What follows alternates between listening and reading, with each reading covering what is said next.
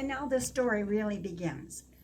My Uncle Paul married Ella Hansen in 1933, and Aunt Alice Charbonneau married Ella's brother, Lee Hansen, in 1936. There is a family picture of the Hansens, the Charbonneaus, and Eichhorns from the early 1940s. Eichhorns, you wonder? Well, Walter Eichhorn married Elsie Hansen, Lee Hansen's sister. You get the connection, right? One big happy family. Joe enlisted in the war, and while in England, he met my mother, Peggy Eager, at a dance. They married in 1945, and she came over in 46 to the Royal Valley homestead. She never met her in-laws, although she did correspond with Victor before his death. We have a letter from Victor telling Joe what he would need to purchase before he brought Peggy to the homestead. To the farm. A milk cow, and oddly enough, a gun. Victor and Rosina passed away in the 40s and rest at Stanger Cemetery beside their son Jules, who died at an early age of scarlet fever in 1921. In the 1950s, Joe and Peggy moved to Roydale area to farm. And just like his father before him, Joe left his wife and 4 children alone while he worked on the rigs, in the bush camps, and later as a telephone lineman. They made friends in Roydale named Herman Rhese. Here I'm going to mention Sandra and your mentioning of threads. I think this is a yarn in both ways here. We'll get to the Rhese connection later. My parents, Joe and Peggy, Uncle Paul, and Aunt Ella Charbonneau, lie here at rest in what appears to be the Hansen area. Families choose to bring their loved ones to be among relatives. So when Aunt Alice's daughter, Louise Melnichuk, passed away at a young age, she came here to rest.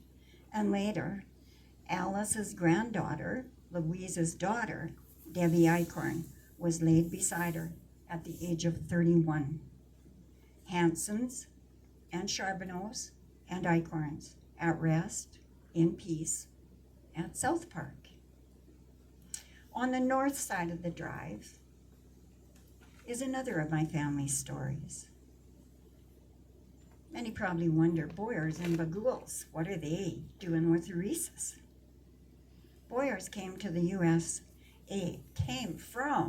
the USA to the area. 2 brothers, Earl and Stephen, were big land dealers in that time, buying and selling frequently. There is a story in the Lantern era about a Boyer. I'm not saying Stephen or Earl, and it's not a great story. Mr. Boyer, who lived where Gloria Keller now resides, empties his ash pan one day and sparked a grass fire that went all the way to Chair Hill. Oh my God. Luckily, the area was sparsely settled in those days. Earl returned to live in the States, but Stephen remained here with his wife Frankie, Frances Hardy, whom he had married in Colorado in 1892. They raised 2 boys and a daughter, Frella. Records also show that in 1912, Earl Boyer lived in the Paddle Flats, but he sold to Albert Rhese in 1916. This is where Henry Rhese lived, and later Cecil and Bev, maybe some of you know. So now we're edging the Rheses into this story. Frella Boyer married William Bill Bagool, a farmer who lived in the Roydale area and delivered mail on horseback until 1918. You may know the land they lived on as belonging to Windy or Nora Schatz, or later, Gordon and Yvonne Walker. Bill and Frella had 3 daughters, Frances, Helen, and Florence. In 1926, Frella purchased a family plot here, and the family laid 7-year-old Frances to rest there. Florence. Florence to rest there. She was followed by her boyar grandparents in 1936 and 37. So what's the connection in this? Herman Rhese, Albert's oldest son and Henry's brother, married Frances Begoul, who lived only about a mile away to the west of the family farm. They moved to another farm a little west of that, but still in the Paddle Flats. Frances's sister, Helen, married Walter Murby and farmed for a short while, but then they moved to BC. Herman and Frances spent their lives living on the same piece of land, now owned by a neighbor, Rhett Schatz. They had 3 children, Shirley, Richard, and Daryl. What do I want to say? Richard Rhese and Judy Charbonneau, that's me, married. And you remember I said that my mom and dad made friends with Herman and Frances when we first moved to the Roydale area. So we got married in 1964, and we bought a farm 2 miles north of the Rheses and 2 miles south of the Charbonneau farm, along the Paddle Flats. Our daughter was born in 1965, and the Paddle Flats were an enemy. I lived for a month before my daughter, Sherry, was born. I forgot to introduce her. Was born because the flats were flooding. On April the 28th, Richard phoned me and said, "Do you want to come home? The water is off the road." Well, of course I wanted to go home. So he came and got me in his car, took me home, and that night I went into labor. He started our car, and in we got, and we drove west of our place through the floodwaters, which had come back up, flooded the car out. Richard waded through the water and drove his mom and dad's car back very slowly through the water to get me. And we went around by Meadowview to get to Barhead Hospital, and that bridge washed out after we got over it from the same floodwaters. Sherry was born on April the 29th, very early in the morning.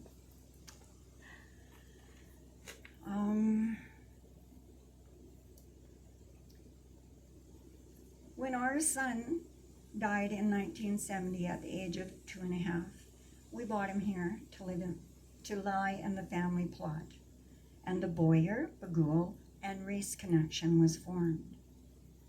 Kent was joined by his grandparents and then his own father, Richard. And you will notice the name Helen Murby on the plot, because when she was widowed, Helen Begoul Murby moved back to Alberta, and her family laid her to rest in the family plot upon her passing. Thus, there is the Boyer, Begoul, and Rhese Murby names at South Park.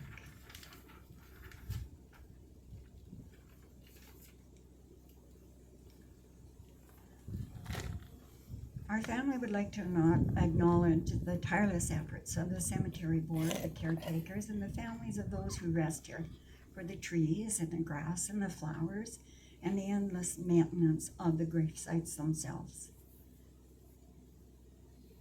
We are so blessed to have this wonderful place to visit, peaceful, to visit our family and friends who have earned their lasting rest.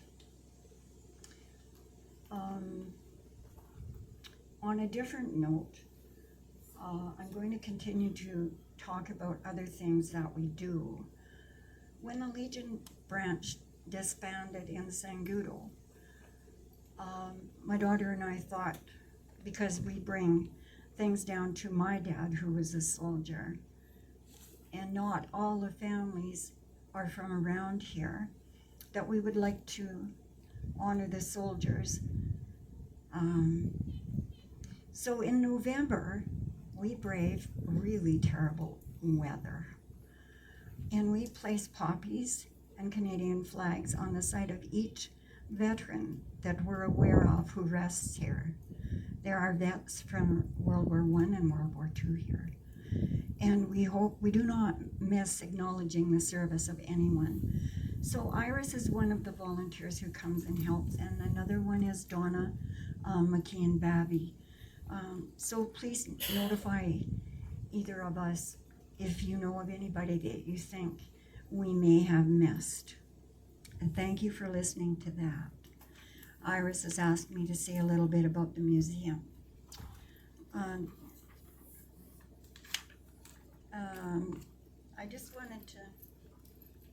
I want to show you this.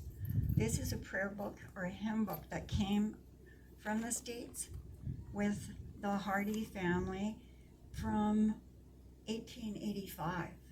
So we have that in our family heirlooms. I'm just going to give Iris this check for maintenance. The museum. The museum was started in 1959 by a lot of people who are here or in the Stanger Cemetery.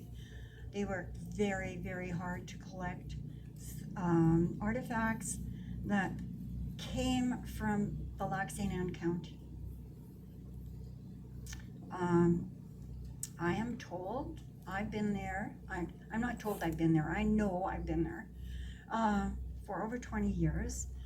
And people are telling us when they stop that our collection is very extensive, that our museum is clean and well displayed and well explained.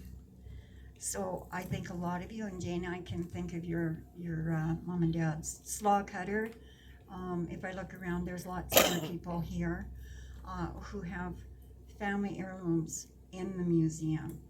We work very hard to make the displays mean something. We have lots of people who come to try and grab one of those threads or a bit of yarn, Sandra, to tie up something with their family background. Sometimes we're able to help. A lot of times we're able to help. A lot of times it's like that family was not here. There's nothing for us to find, which is really sad. And to watch those people's disappointment is really hard. So I encourage you, like Chris said, get on your whatever and talk about your family and save your old pictures that you think nobody's interested in. A girl from Rochford who lives in Calgary has scanned all the pictures that we have there from the 1800s and newer, but not my generation or probably even your generation. They're all really faded black and white pictures. And I'm kind of committed to preserving our history. I think it's really important that our children and our grandchildren know this. Thank you for your time. Thank you again to the Cemetery Committee, and thank you for listening.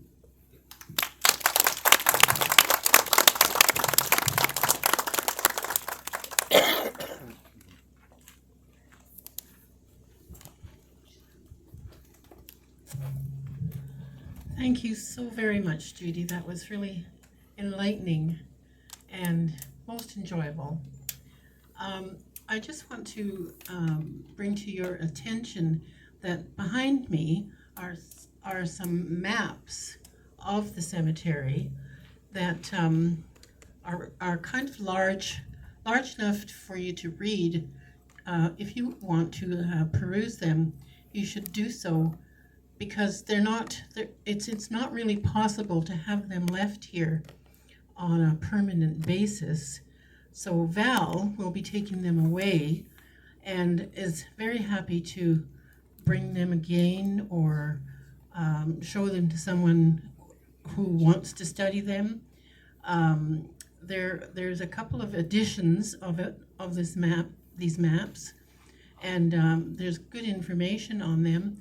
And there's a number of unknown spots on the cemetery where someone has been laid to rest, but our records that go back quite a long ways do not reflect who that might be.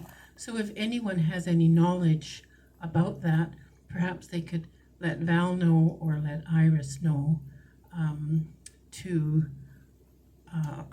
upgrade the knowledge about these maps. So if you're wanting to, please take a minute to have a look at them. They're pretty interesting. And I'm going to turn this back over to Iris now.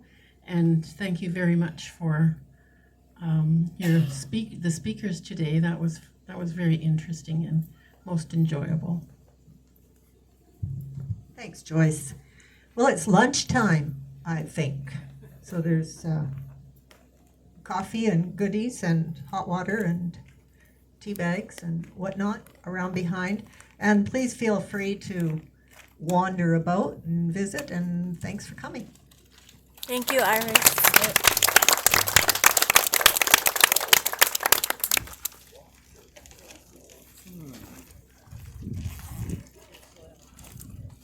I'm just gonna do it this way.